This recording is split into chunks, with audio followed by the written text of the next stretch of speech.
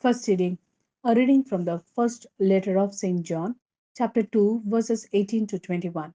Children, this is the final hour.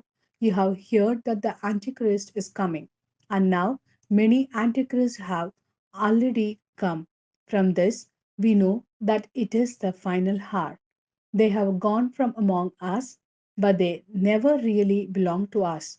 If they had belonged to us, they would have stayed with us.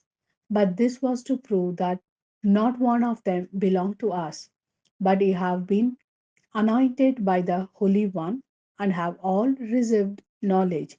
I have written to you not because you are ignorant of the truth, but because you are well aware of it, and because no lie can come from the truth. This is the word of Lord.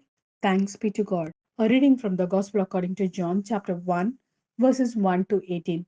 In the beginning was the Word was with God, and the Word was God. He was with God in the beginning. Through him all things came into being. Not one thing came into being except through him. What has come into being in him was life, life that was the light of men. And light shines in darkness, and darkness could not overpower it. A man came sent by God. His name was John. He came as a witness to bear witness to the light, so that everyone might believe through him. He was not the light, he was to bear witness to the light. The Word was the real light that gives light to everyone. He was coming into the world.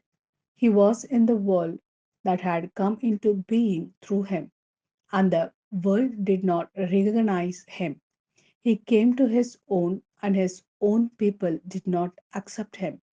But to those who did accept him, he gave power to become children of God, to those who believed in his name, who were born not from human stock or human desire or human will, but from God himself.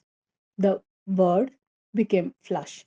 He lived among us, and we saw his glory, the glory that he has from the Father as only Son of the Father, full of grace and truth. John witnesses to him.